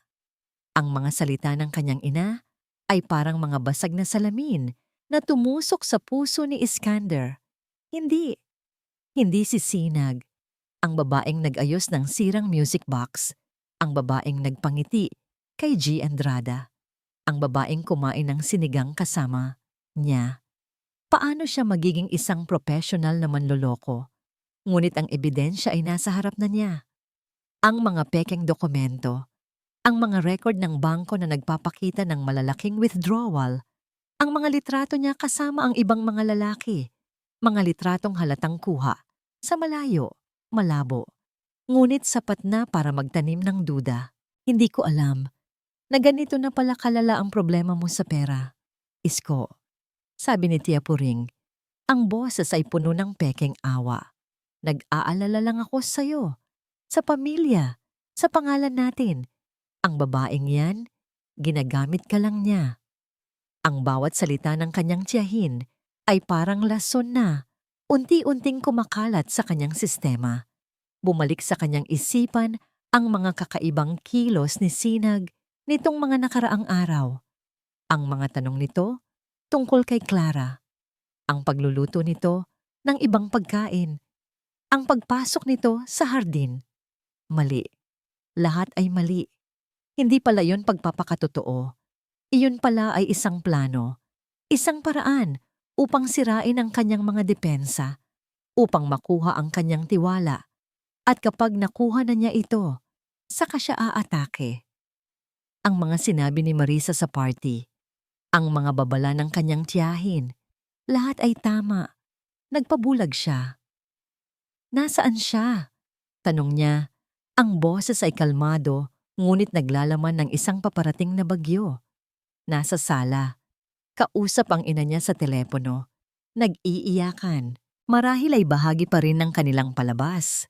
Sagot ni Purifikasyon, idinadagdag ang huling patak ng lason. Iyon na. Iyon na ang nagtulak sa kanya sa bingit. Ang luha. Ang peking luha. Bumaba siya ng hagdan. Ang bawat hakbang ay mabigat sa galit. Nakita niya si Sinag na nakatayo malapit sa bintana.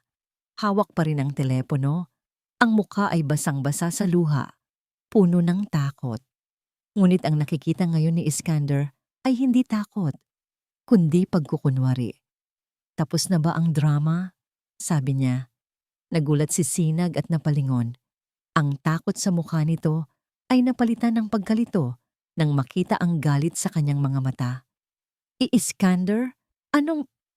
Huwag mo akong tawaging Iskander. Sigaw niya. At sa wakas, ang bagyo ay bumuhos. Huwag na huwag mong babanggitin ang pangalan ko gamit ang marumi mong bibig. Lumapit siya rito. Ang mga dokumento ay hawak ng mahigpit sa kanyang kamay. Akala mo ba maloloko mo ako? Akala mo ba dahil kamukha mo siya, makukuha mo ang lahat ng gusto mo? Hindi ko maintindihan ang sinasabi mo. Umiiyak na sabi ni Sinag. Hindi mo maintindihan? Tumawa siya, isang tawang walang saya. Ito, naiintindihan mo ba ito? Inihagis niya ang mga pekeng dokumento at litrato sa sahig sa paanan nito. Isang sindikato, mga pekeng utang, paninira. Ito pala ang totoong trabaho mo. Hindi ka naiiba sa mga buwitre na nag-aabang na mamatay ang kanilang biktima bago sila umatake. Napatingin si Sinag sa mga papel sa sahig. Ang kanyang mukha ay nagpakita ng mas malalim na pagkalito at pagkabigla. Hindi totoo yan. Hindi ako yan. Huwag ka nang magsinungaling. Sigaw ni Iskander, ang sakit ng nakaraan at ang galit ng kasalukuyan ay nagsanib sa isang nakakawasak na puwersa. Lahat pala ay kasinungalingan. Ang pag-aalala mo, ang mga mangiti mo, ang lahat. Plano mo pala ang lahat ng ito. Hindi, sigaaw pabalik ni Sinag. Sa wakas ay natagpuan ang kanyang boses. Ang tiyahin mo, siya ang may pakana nito. Siya ang nagbantaas sa akin. Manahimik ka. Huwag mong idamay ang tiyahin ko sa mga kasinungalingan mo. Hiyaw ni Iskander. Siya pa nga ang nagligtas sa akin mula sa'yo. Ang sakit na makita ang taong pinagtatanggol niya ay siya mismong kumokondena sa kanya ay mas matindi pa kaysa sa anumang pisikal na sakit.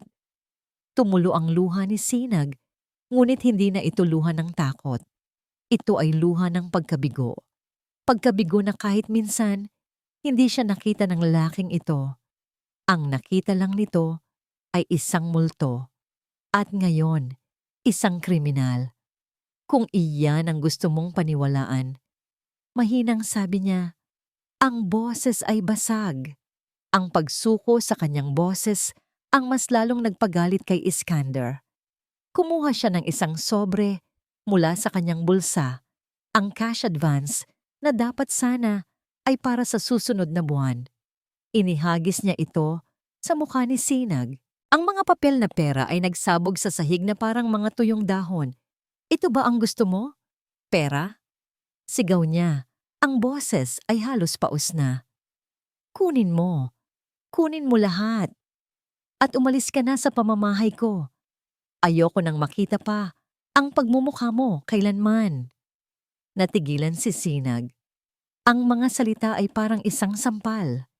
Tiningnan niya ang perang nagkalat sa sahig. Pagkatapos ay dahan-dahan niyang itinaas ang kanyang tingin kay Iskander. Ang mga mata ay wala ng luha, wala ng buhay. Puno na lamang ito ng isang malalim at nakakawasak na kalungkutan. Hindi siya nagsalita. Hindi niya pinulot ang pera. Dahan-dahan siyang tumalikod at nagsimulang maglakad. Dumaan siya kay Ginang Purifikasyon na nakatayo sa isang sulok. Isang ngiting tagumpay ang nakaguhit sa mga labi nito. Tuloy-tuloy siyang umakyat sa hagdan. Pumasok siya sa kanyang silid. Kinuha ang kanyang lumang maleta, ang nag-iisang bagay na tunay na sa kanya. Hindi na siya nagabala pang mag-impake. Habang pababa siya, dumaan siya muli sa harap ni Iskander. Sa labas, bumubuhos ang malakas na ulan. Ang langit ay tila nakikidalamhati sa kanya. Binuksan niya ang malaking pinto. Bago siya tuluyang lumabas, lumingon siya sa huling pagkakataon. Tiningnan niya si Iskander. At sa isang iglap, ang multo ni Clara at ang imahe ng isang kriminal ay nawala sa isipan ni Iskander. Ang nakita na lamang niya ay si Sinag. basang-basa sa luha, wasak na wasak, at nawawala.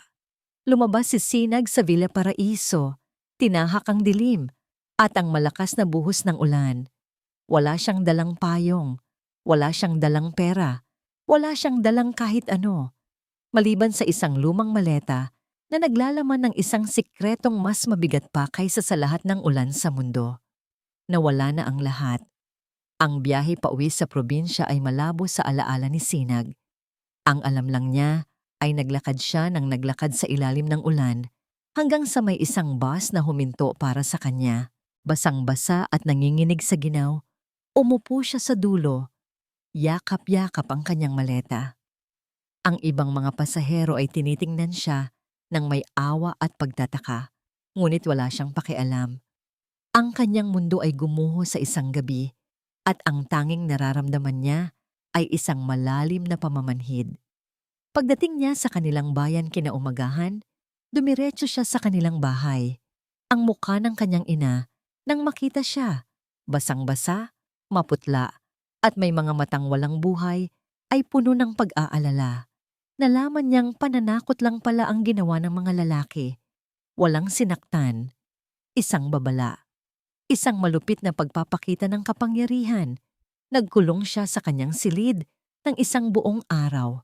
Hindi siya kumain, hindi siya nagsalita. Nakahiga lang siya sa kama, nakatitig sa kisame. Ang bawat masasakit na salita ni Iskander ay umuulit-ulit sa kanyang isipan. Manloloko, sinungaling, propesyonal, maruming bibig. Ang sakit ay hindi na tumutulo bilang luha, bagkus ay namuo sa kanyang dibdib na parang isang malaking bato. Ngunit sa ikalawang araw, habang pinapanood niya ang pagsikat ng araw mula sa kanyang bintana, isang bagay ang nagbago. Ang bato sa kanyang dibdib ay hindi na lamang sakit. Naging galit ito. Galit hindi para kay Iskander, kundi para sa sarili niya. Bakit siya nagpatalo? Bakit niya hinayaang tapak-tapakan ang kanyang pagkatao? Bakit niya hinayaang ang isang kasinungalingan ang maging katapusan niya? Hindi. Tapos na ang pagiging biktima. Tumayo siya. Binuksan niya ang kanyang maleta at kinuha mula sa sikretong lagayan nito ang leather-bound diary ni Clara. Hinaplos niya ang pabalat. Ang diary na ito ang naging simula ng kanyang pagbagsak. Ngunit ngayon, ito rin ang magiging sandata niya. Hindi para sa paghihiganti, kundi para sa katotohanan. Utang niya ito kay Clara. At higit sa lahat, utang niya ito sa sarili niya. Naligo siya at nagbihis. Pinili niya ang kanyang pinakasimpleng damit, isang puting blusa at maong na pantalon. Walang kolorete sa mukha. Wala nang pagpapanggap. Humarap siya sa salamin at sa unang pagkakataon, sa loob ng maraming buwan, nakita niya muli si Sinag Aguilar. Ang mga mata niya ay may bakas pa ng sakit, ngunit sa likod nito, mayroon ng apoy. Bumaba siya at hinarap ang kanyang mga magulang. "Naytay, kailangan ko pong bumalik sa Maynila," sabi niya. Ang boses ay kalmado at buo. "Anak, huwag na." Pagmamakaawa ng kanyang ina. "Delikado doon. Tingnan mo ang nangyari sa'yo." "Kailangan ko pong tapusin ang nasimulan ko, Nay," sagot niya. Hinawakan ng kamay ng ina. "Hindi po para sa pera, para po sa tama." Walang sino man ang makakapigil sa kanya. Nang hapong iyon, sumakay siyang muli ng bus pabalik sa syudad na halos sumira sa kanya. Ngunit ngayon, hindi na siya ang babaeng basang-basa at talunan. Isa na siyang mandirigmang may misyon. Kinabukasan, narating niya ang pamilyar na bakal na tarangkahan ng Villa Paraiso. Walang sasakyan, walang imbitasyon. Naglakad lang siya. Hinarang siya ng gwardiya. "Hindi po kayo pwedeng pumasok, ma'am," sabi nito.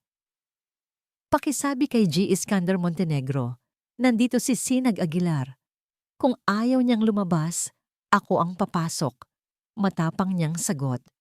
Marahil ay dahil sa determinasyon sa kanyang boses o marahil ay natakot ang gwardiya, tumawag ito sa intercom. Ilang saglit pa, bumukas ang tarangkahan.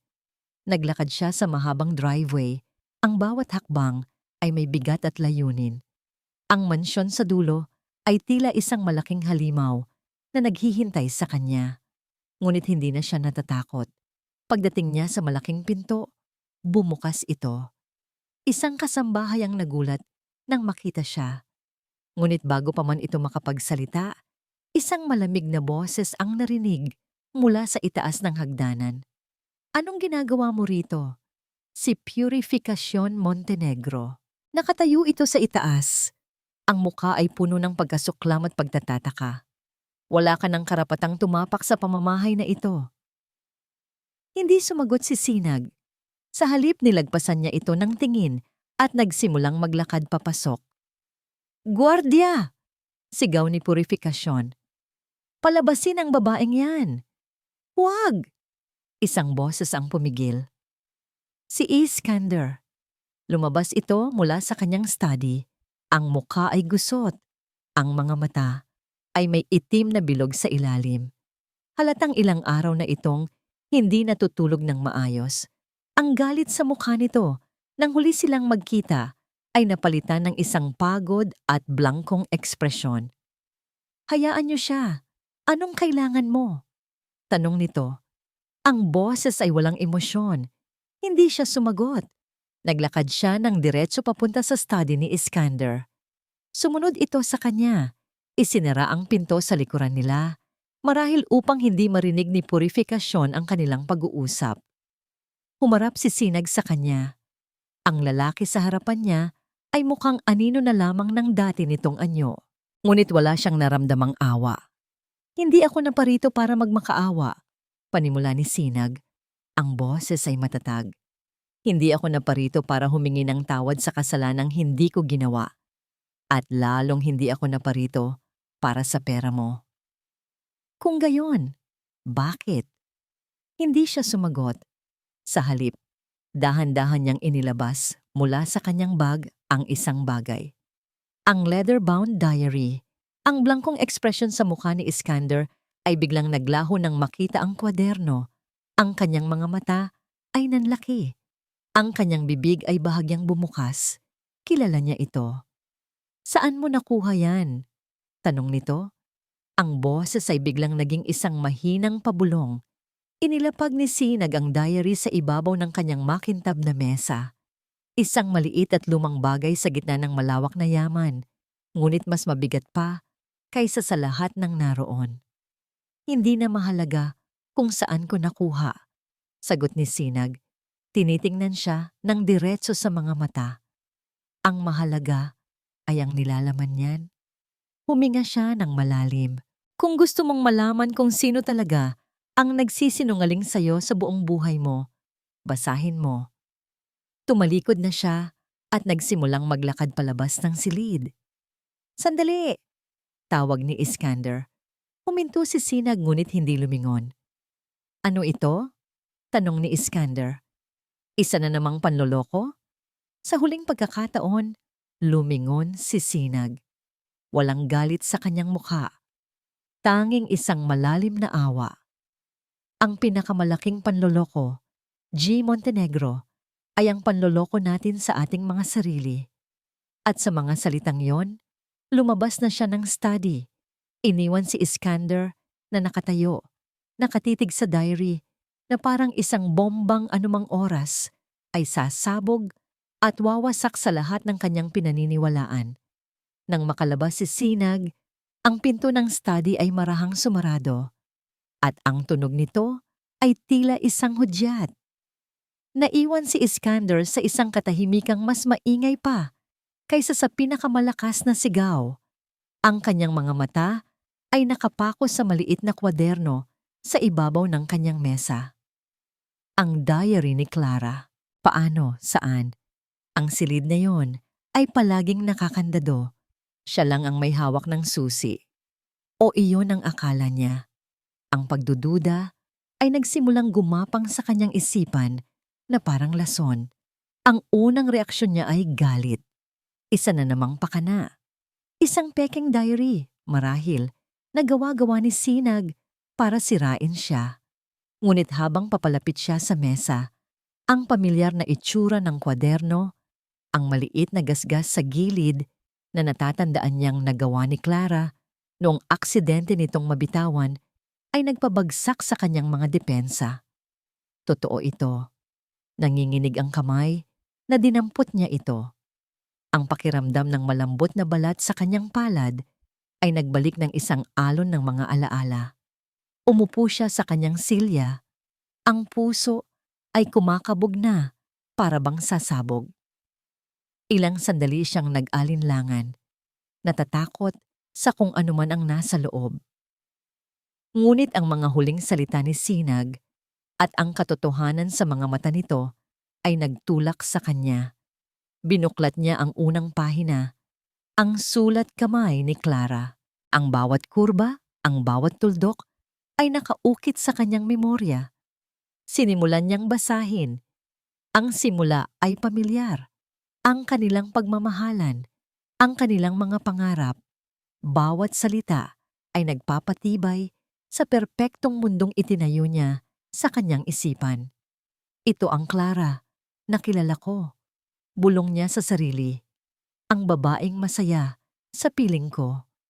Ngunit habang nagpapatuloy siya, ang mga pahina ay tila naging mga salamin na nagpapakita ng isang bersyon ng kanyang sarili na ayaw niyang makita. Ang kanyang pagiging mapagkontrol na tinawag niyang proteksyon. Ang kanyang pagtanggi sa mga pangarap nito na tinawag niyang praktikalidad.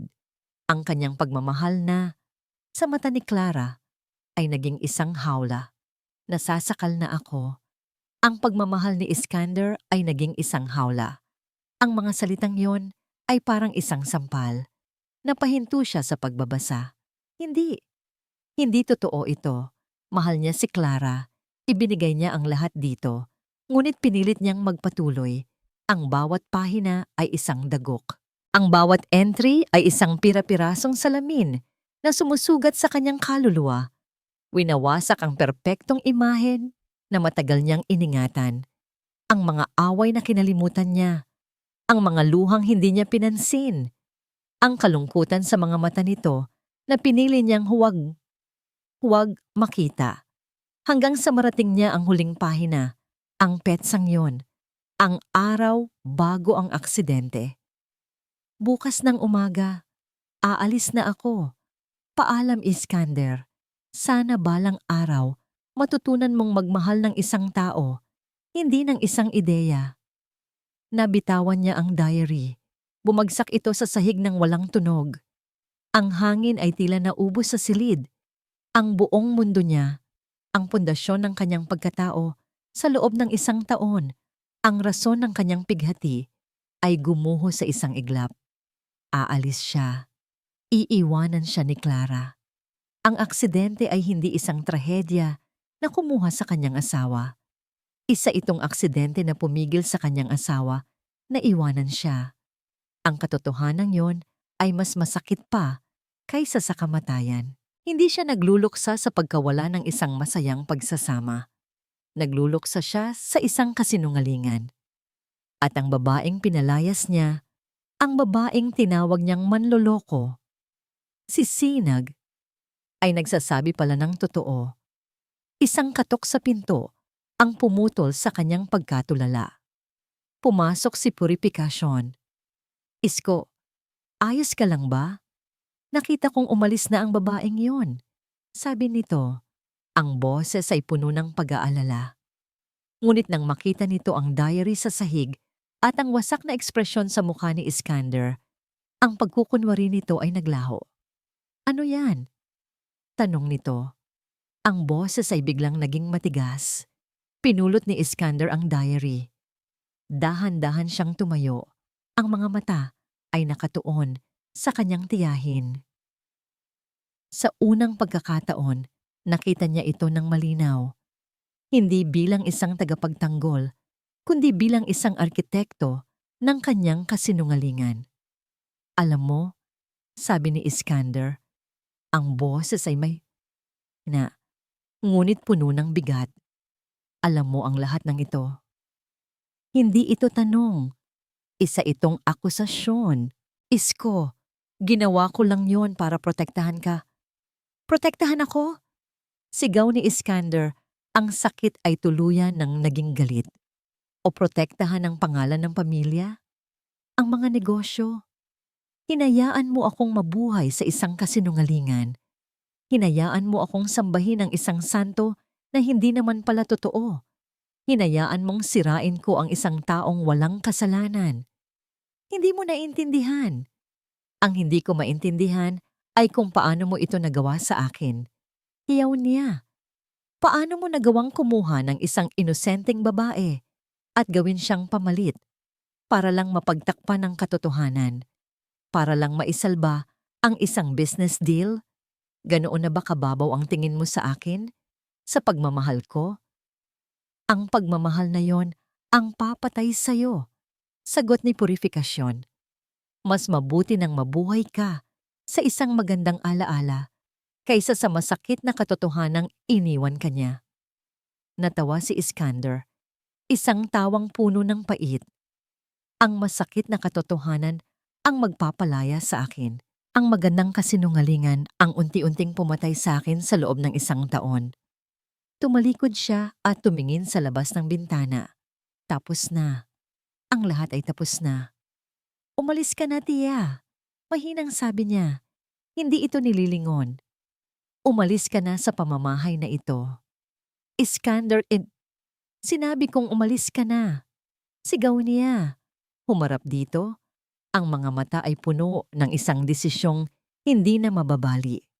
Ayoko nang makita pa ang anino mo sa kumpanya, sa pamilya, sa buhay ko. Tapos na tayo. Walang nagawa si Purifikasyon, kundi ang tumalikod.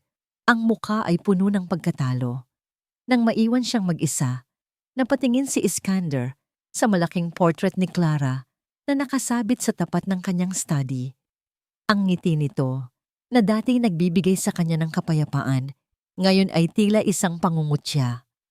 Lumapit siya rito. Hinaplos ang malamig na canvas. Patawad, bulong niya. Patawad kung hindi kita naintindihan. Patawad kung naging kulungan mo ako. At sa unang pagkakataon, umiyak siya. Umiyak siya, hindi dahil sa nawala si Clara, kundi dahil hindi niya ito tunay na nakilala. Umiyak siya para sa 2 taong nasayang sa isang kasinungalingan. At umiyak siya para kay Sinag, ang babaeng sinaktan niya ng lubos. Ang babaeng nagsilbing liwanag, ngunit pinili niyang itaboy sa dilim. Nang matapos ang kanyang pagluha, isang bagay lang ang malinaw sa kanyang isipan. Kailangan niyang hanapin si Sinag, hindi para humingi ng tawad, kundi para magsimulang muli. Kinuha niya ang susi ng kanyang kotse. Walang plano, walang direksyon. Basta't kailangan niyang umalis. Kailangan niyang hanapin ang babaeng nagturo sa kanya kung ano ang tunay na ibig sabihin ng katotohanan. At sa paglabas niya ng Villa Paraiso, iniwan niya sa likuran ang mga multo ng kanyang nakaraan. Lumipas ang 3 linggo. 3 linggo ng halos di makataong pagtatrabaho para kay Sinag. Ang maliit na halagang paunang bayad mula sa kontrata na hindi niya isinauli ay ginamit niya ng buong talino. Ibinayad niya ang natitirang utang sa lupa at ang natira ay ipinuhunan niya para muling buhayin ang kanilang maliit na sakahan.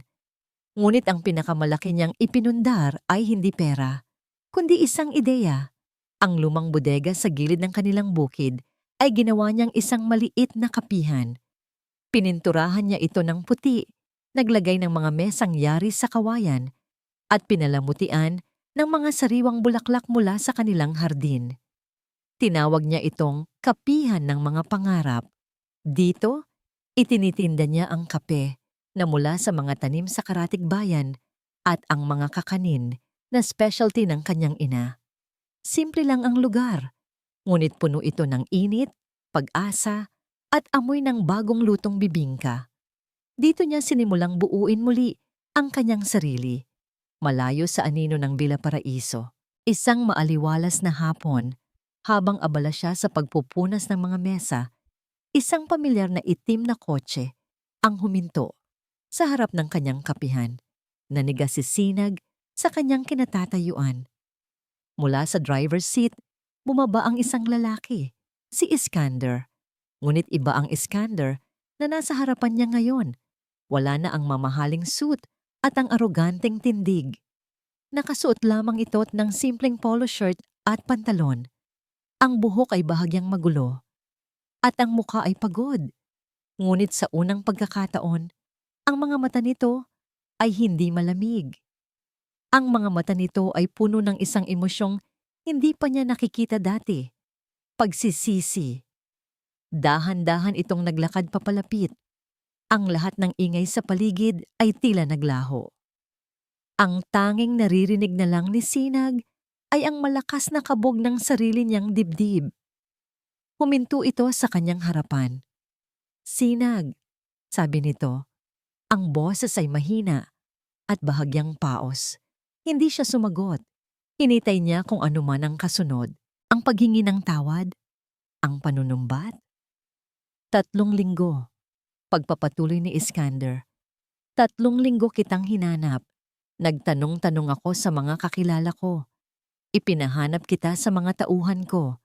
Pero walang nakakaalam kung nasaan ka. Ngayon ko lang naisip na baka umuwi ka dito. Bakit mo ako hinahanap?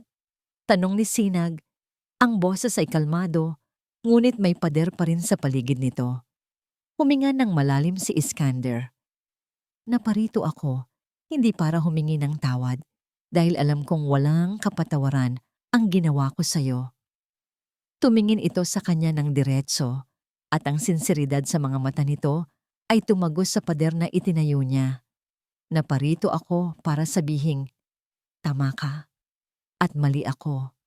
Mali ako sa lahat ng bagay. Binasa ko ang diary, mahinang sabi nito. Binasa ko lahat. At sa wakas, naintindihan ko na. Patawad, Sinag. Patawad kung hindi kita nakita. Patawad kung ang nakita ko lang ay isang anino. Patawad sa lahat ng sakit na idinulot ko sa'yo at sa pamilya mo. Naramdaman ni Sinag ang pag-init ng kanyang mga mata, ngunit pinigilan niya ang pagtulo ng luha. Salamat sa pagsasabi ng totoo, sabi na lamang niya. Tumalikod na siya at akmang babalik sa loob ng kapihan. Sandali! Pigil ni Iskander. Please! Huminto si Sinag. Alam kong huli na, sabi nito. At alam kong wala akong karapatan. Pero, pwede ba akong magsimula ulit? Hindi bilang si Mr. Montenegro, ang amo mo, kundi bilang si Isko, isang taong gustong makilala si Sinag Aguilar. Ang totoong Sinag. Hindi sumagot si Sinag. Pumasok na lamang siya sa loob. Akala ni Iskander ay tapos na. Ngunit pagkalipas ng ilang sandali, lumabas si Sinag na may dalang 2 tasa ng mainit na kape. Iniabot niya ang isa kay Iskander. Barako, sabi niya. Iyan ang kape dito sa amin. Matapang, baka hindi mo magustuhan. Kinuha ni Iskander ang tasa, ang kanilang mga daliri ay bahagyang nagdikit. Susubukan ko. At iyon ang naging simula. Hindi na muling bumalik si Iskander sa Maynila ng araw na yon at sa mga sumunod na araw, araw-araw, naroon siya sa kapihan. Hindi bilang isang kliyente, kundi bilang isang katulong. Tinutulungan niya si Sinag na magbuhat ng mga sako ng kape. Tinutulungan niya ang tatay nito na mag-araro sa bukid gamit ang kalabaw. Kahit na mas maraming putik ang napunta sa kanyang katawan kaysa sa lupa. Pinapanood niya ang nanay nito na magluto ng kakanin. At sa unang pagkakataon sa buhay niya, natuto siyang magkayod ng niyog. Walang mga mamahaling regalo. Walang mga magagarang salita. Tanging mga simpleng gawa. Isang hapon, habang sabay silang naglalakad sa tabi ng pilapil, ang papalubog na araw ay nagbibigay ng gintong kulay sa mga palayan.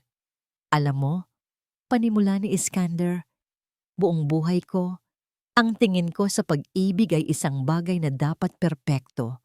Walang lamat, walang mali. Pero ang pag-ibig pala ay parang lupa. Kailangan mong bungkalin, kailangan mong pagpawisan. Minsan, kailangan mong madumihan ang mga kamay mo para may tumubo. Tumingin ito kay Sinag. At ngayon ko lang naintindihan na ang totoong pag-ibig ay hindi pala tungkol sa paghahanap ng perpektong tao, kundi sa pag-aaral na mahalin ang isang taong hindi perpekto. Huminto sila sa paglalakad. Hinarap ni Iskander si Sinag. Ang sikat ng araw ay tumama sa mukha nito, at sa mga mata nito, wala na ang anino ni Clara. Tanging si Sinag na lamang ang nakikita niya. Hindi ko nahihilingin ang pagpapatawad mo dahil araw-araw, susubukan kong patunayan na karapat-dapat ako roon. Sabi niya, ang boses ay puno ng emosyon. Hindi rin kita hihilinging bumalik sa Villa Paraiso dahil ang paraiso pala ay hindi isang lugar. Ito ay isang tao. Dahan-dahan niyang kinuha ang kamay ni Sinag. Sinag, hindi na ako hihiling ng isa pang kontrata. Ang hinihiling ko ngayon ay isang pagkakataon. Isang totoong pagkakataon. Hayaan mo akong manligaw sa'yo. Hayaan mong ipakita ko sa'yo ang totoong ako. Ang puso ni Sinag ay tila gustong sumabog. Ang lalaking minsang nagtaboy sa kanya sa dilim ay siya na ngayong nag-aalok sa kanya ng araw. Tinitigan niya ang kanilang mga kamay na magkahawak. Ang kamay nito, na dati malamig at malayo, ngayon ay mainit at puno ng pag-asa. Tinitigan ni Sinag ang mga mata ni Iskander. Ang mga matang dati puno ng anino ng nakaraan ay ngayon sinliwanag ng pag-asa ng hinaharap. Nakita niya roon ang pagsisisi, nakita niya ang sinseridad, at higit sa lahat, nakita niya ang isang lalaking handang magbago, hindi para sa isang alaala, kundi para sa isang totoong tao. Dahan-dahan, tumango siya. Isang tango na mas makahulugan pa kaysa sa pinakamatamis na salita. Sige isko, bulong niya. Subukan natin. Ang nangiti na sumilay sa mga labi ni Iskander ay tila kayang painitin ang buong palayan. Hindi ito ang pilit na ngiti ng isang CEO o ang mapait na ngiti ng isang byudo. Ito ang totoong ngiti ng isang lalaking nabigyan ng pangalawang pagkakataon. Lumipas ang mga buwan. Ang panunuyo ni Iskander ay hindi enggrande, ngunit ito ay totoo. Ang kanyang mga regalo ay hindi diamante, kundi mga bagong binhi para sa kanilang hardin. Ang kanyang mga date ay hindi sa mga mamahaling restaurant, kundi mga picnic sa ilalim ng puno ng mangga. Ang kanyang mga pangako ay hindi binibigkas, kundi ipinapakita sa araw-araw na pagtulong niya sa bukid at sa kapihan. Unti-unti, ang pader na itinayo ni Sinag sa paligid ng kanyang puso ay tuluyan ng gumuho. Natutunan niyang patawarin hindi lang si Iskander, kundi pati na rin ang sarili niya sa pag-aakalang isa lang siyang anino. Isang araw, bumalik sila sa Maynila.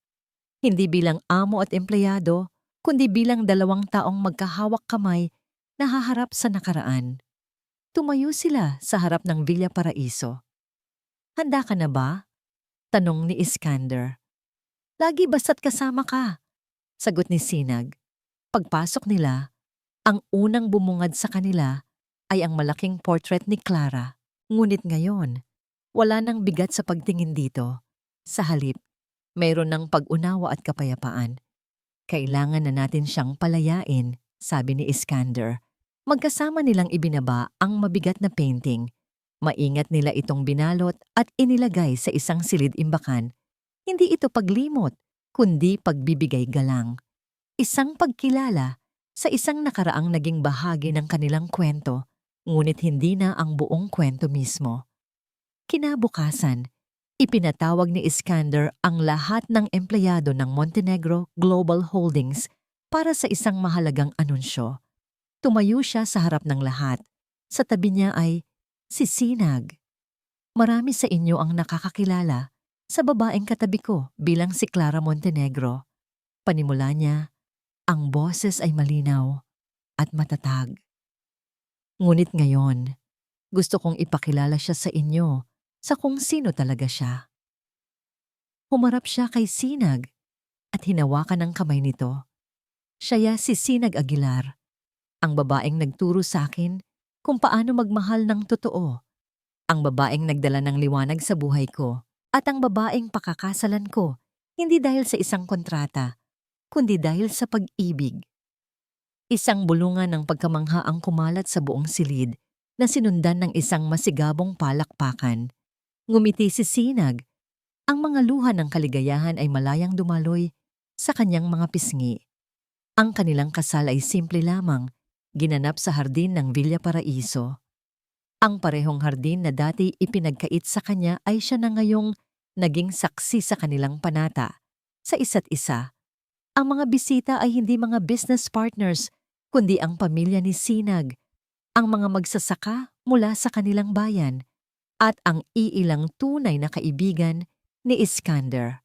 Ang Villa Paraiso, na dati malamig at walang buhay, ay napuno ng tawanan, musika, at amoy ng sinigang na paborito ni Sinag na siyang naging pangunahing pagkain sa handaan.